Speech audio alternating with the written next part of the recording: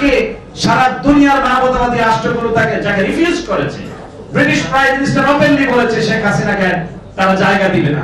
আপনি আমার এই হত্যাকারী খুনিকে তাকে এখানে রাজার হালে রাখবেন আর আশা করবেন যে সম্পর্ক ভালো হয়ে যাবে? সুতরাং সেটা করতে হবে এবং শেখ হাসিনাকে দ্রুত আইনের আওতায় নিয়ে আসতে হবে, তাকে ফিরিয়ে এনে এটা দৃষ্টান্তমূলক শাস্তি নিশ্চিত করতে হবে যাতে ভবিষ্যতে আর কেউ ক্ষমতার ব্যবহার না করতে পারে। এবং এটি কেবল সম্ভব প্রফেসর ইউনূসের নেতৃত্বাধীন অন্তর্বর্তীকালীন সরকারের মাধ্যমে।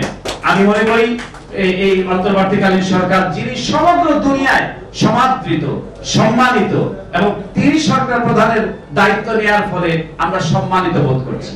এর আগে আমরা যখন কথা বলতাম সবাই মনে করতো ও বাংলাদেশ একটা স্টুপিড প্রাইম মিনিস্টার সেখানে, কিন্তু এখন সবাই বলে ও প্রফেসর ইউনূস তোমাদের সরকার প্রধান, অনেকে জানতো না কিন্তু জেনে তারা খুবই আমাদেরকে ভিন্ন চোখে দেখে। এটা আমাদের প্রায় নিশ্চয়ই প্রফেসর মোহাম্মদ ইউনূস তার নামের প্রতি সুবিচার করবেন এবং এই সমস্ত খুনি হত্যাকারীদেরকে দৃষ্টান্তমূলক শাস্তির আওতায় নিয়ে আনবেন। যারা ক্ষমতায় আছেন আর যারা ভবিষ্যতে ক্ষমতায় যাবেন, আমি এই দৃশ্যগুলো একবার প্রতিদিন স্মরণ করার জন্য অনুরোধ করব। যারা বিচারপতি আছেন তারা প্রতিদিন একবার করে একটি কলা গাছের দিকে তাকাবেন, অথবা সম্ভব হলে একটি কলা পাতা দেখবেন যে মালিকের মতো দুর্বৃত্ত কিভাবে কলা পাতায় শুয়ে আছে। এই দৃশ্যটি আপনাদের মনে রাখা উচিত। যারা ক্ষমতায় যাবেন এবং আছেন তাদের মানুষের পালসকে বোঝা উচিত যে ক্ষমতার ব্যবহার করলে, খুন করলে, লুট করলে, দুর্বৃত্ত যে কর্পোরেট হাউসগুলো আছে এগুলোদেরকে কাছাকাছি রাখলে, এদেরকে দুর্বৃত্তায়নের সুযোগ করে দিলে আজ হোক কাল হোক মানুষের কাঠগড়ায় দাঁড়াতে হবে এবং নিয়তি আপনাকে স্পর্শ করবে। সুতরাং আমি মনে করি যে প্রফেসর ইউনূসের নেতৃত্বাধীন বাংলাদেশের মানুষের সৌভাগ্য, আমি এটা আগেও বলেছি যে আমরা একজন নোবেল বিজয়ীকে সরকার প্রধানের দায়িত্বে পেয়েছি এবং তিনি সত্যিকার অর্থে তার বিরুদ্ধে হেন কোনো অপপ্রচার নাই। আজকে যারা তার কাছাকাছি অনেকে ঘুরঘুর করছে, প্রত্যেকটা মিশনে, এমবাসিতে, দূতাবাসে প্রফেসর ইউনূসকে ভিলেন বানিয়ে তারা এক একটা বড় বড় ব্রোশিয়ার আমার কাছেও পাঠিয়েছে।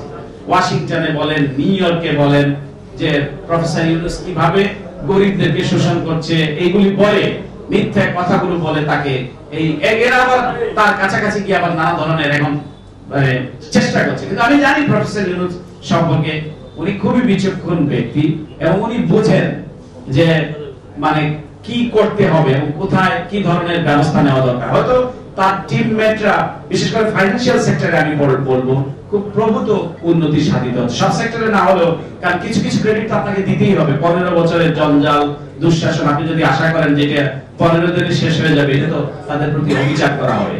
কিন্তু আরেকটা জিনিস আছে, মর্নিং শোজ দ্য ডে। আমাকে সেটা বুঝিয়ে দিতে হবে যে ইয়েস আই ক্যান, এবং আমি সেটা ডেলিভারি করতে পারবো। তো আমি মনে করি তার উপদেষ্টা পরিষদে অনেক বিদগ্ধ ব্যক্তিরা আছেন, তারা তাদের নামের প্রতি সুবিচার করবেন, তারা জনগণের পালস বোঝার চেষ্টা করবেন। একটা ইউনিফাইড, একটা ইনক্লুসিভ সোসাইটি গড়ার ক্ষেত্রেও কিন্তু এই দায় আছে এই অন্তর্বর্তীকালীন সরকারের, যেখানে যাতে কোনো বিভেদ না হয়, বিভাজন না হয়, অনৈক্য তৈরি না হয়, একটা ঐক্যের সুবাতাস যাতে গড়ে উঠে, সেটির জন্য আমি রাজনীতিবিদ যারা, যে সমস্ত রাজনৈতিক দল আছেন, ছাত্ররা আছেন, সকলের প্রতি আমি অনুরোধ থাকবে যে এটি আমাদের লাস্ট চান্স। আমি শুধু আমার স্বার্থ দেখলে হবে না, আমি কতটুকু প্রিভিলেজড হলাম, আমি কতটুকু গুরুত্ব পেলাম, বা আমার দল কতটুকু গুরুত্ব পেল, সে তার চেয়ে বড় কথা হলো এই দেশটাকে আমাদের, এটা কিন্তু দেশের এক্সিস্টেন্সের প্রশ্ন, দেশের স্বাধীনতা এবং সার্বভৌমত্বের প্রশ্ন। শেখ হাসিনা এবং তার দোসররা নানা ধরনের চক্রান্ত ষড়যন্ত্র করার চেষ্টা করছে। আমি স্পেসিফিক্যালি ক্যাটাগরিক্যালি বলেছি আমাদের বৃহৎ প্রতিবেশী রাষ্ট্র ভারত যে তোমরা অনেক ড্যামেজ করে ফেলেছো একটা লোকের সাথে সম্পর্ক করতে গিয়ে, এখন তোমাদের ড্যামেজ কন্ট্রোলের সময়, সেই সুযোগটি তোমরা নাও। মানুষের মধ্যে এক ধরনের বিতৃষ্ণা চলে এসেছে, সেটি হওয়ার কথা নয়, কারণ আমরা ভারত একটা বিশাল রাষ্ট্র, সেখানে 20 মিলিয়ন মুসলমান বসবাস করে। এখানে বাংলাদেশে যেহেতু মুসলিম সংখ্যাগরিষ্ঠ সম, তো এই পর্যায়ে বেশি বড়।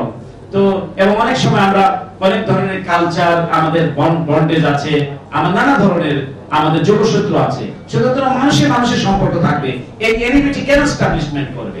সুতরাং ভারতের এস্টাবলিশমেন্টকে আমরা বলতে চাই, যদিও আপনারা জানেন তারা কি ধরনের এস্টাবলিশমেন্ট, কিন্তু এখন যাতে তারা আর তাদের ক্ষতি না করে, বাংলাদেশেরও ক্ষতি না করে।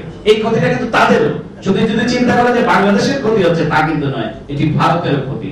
তো নিশ্চয়ই ভারতের সিভিল সোসাইটি, আপনারা জানেন আমি ওয়ারে অনেক সময় লিখি, এবং ইন্ডিয়ার যে ওয়ার, তারা ভারতের অনেক, তার সেখানের মধ্যে অনেক প্রগ্রেসিভ উদার সিভিল সোসাইটি আছে, স্ট্রং, এবং তারাও কিন্তু ওয়াচডগের মতো কাজ করে। আপনারা দেখেছেন এই ছাত্র আন্দোলনের সময় কলকাতায় কিন্তু আন্দোলন হয়েছে, ছাত্ররা নেমেছে, এখানে অসংখ্য ছাত্রদেরকে তারা গ্রেফতার করেছে, সেটার নিন্দাও আমরা জানিয়েছি।